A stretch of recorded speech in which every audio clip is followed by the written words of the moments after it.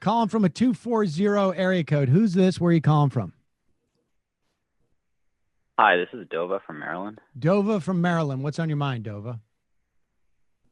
So, as a black leftist, this year has been pretty bittersweet. I was a big Bernie supporter, and it sucked to see how that turned out. But as you guys are well aware, this movement that has emerged has really taken the country by storm, and I feel very inspired by that.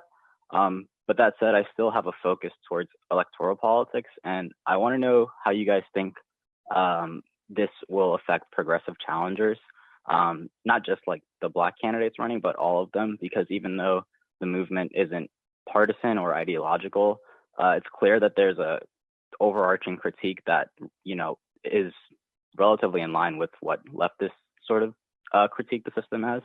So how do you guys think progressives will be affected by this in their primary challenges? I got to say, I'm not convinced that it's going to have any discernible impact in terms of, that narrow situation you're talking about.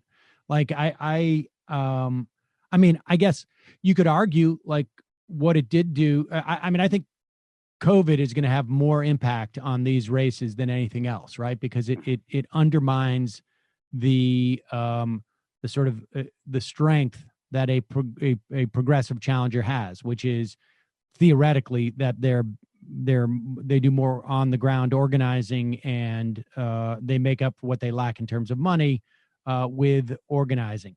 Although, then there's also sort of like the random, like, I think it really hurt Elliot Engel when he was caught on a hot mic saying, I'm only here at this protest to address the people in my district about George Floyd's murder because I'm being primaried. That's the only reason why I care. And I think that's pretty revealing, but beyond that, I don't you think literally sounded like my impression of you, to not take us on a tangent. But that was one of the things that was so great about that clip. What's that? He literally sounded like my impression of you when he said that. Well, he had a mask on, so I only because I have a primary. Yeah, exactly. I mean, so in that respect, I mean, I guess you could argue it has but I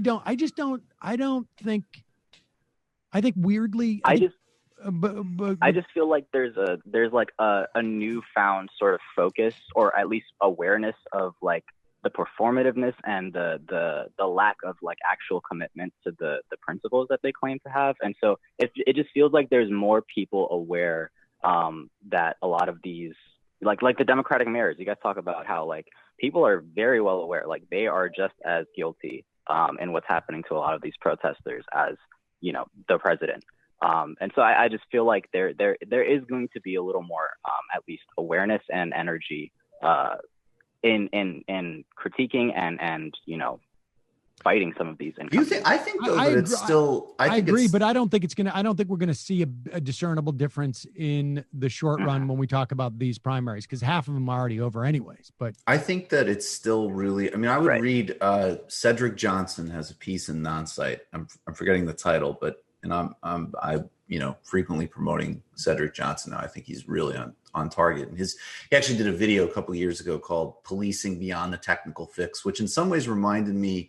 Has some connection to Lester Spence's work, who's been on this show and is another really important scholar. But I think it's still really contested, like where this is actually going. And I agree with you. I think in the grassroots, there's much more seeing of the performativity, and there was the utter amazing, embarrassing spectacle of the kente cloths and everything else. But I think on the political and policy level, where this is actually going, and does it connect to, what I think you're saying, which is the connection between racism, policing, and public goods provisions and redistribution and healthcare and housing.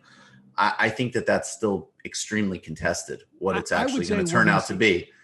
2 years, we're going to see more impact 2 years from now from this in terms of electoral, in terms of challenges to to incumbents than we will right now.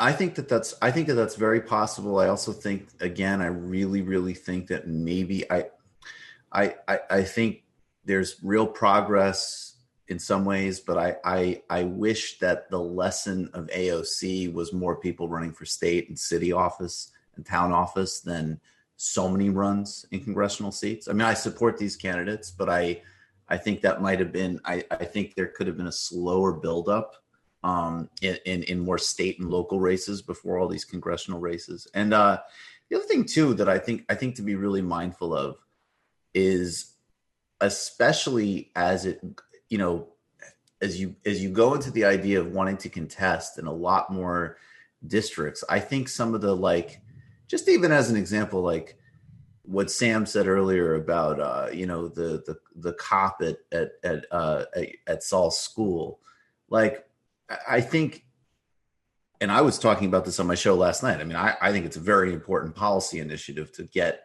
I don't think public safety officers should be from the NYPD in public schools, right? I think that that's an important policy aim. And at the same time, we can acknowledge that this is a nice person and it's not personalized to her just because she has a profession. And I honestly think, disaggregating between a systemic critique of policing and sort of like sometimes kind of like just basically kind of like individual demonization is actually going to be really tactically important to get this message out to more and more districts. Yeah. I mean,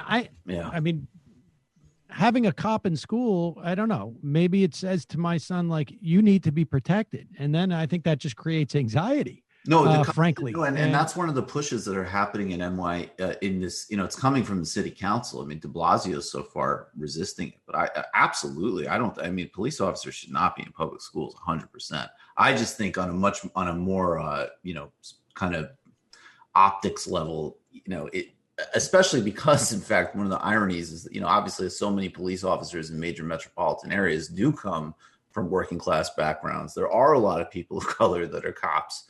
And of course, it's a broader institutional critique, but not just like a, screw all police type of thing. Again, I don't think it's going to kind of resonate when you're running in a lot of different districts. All right.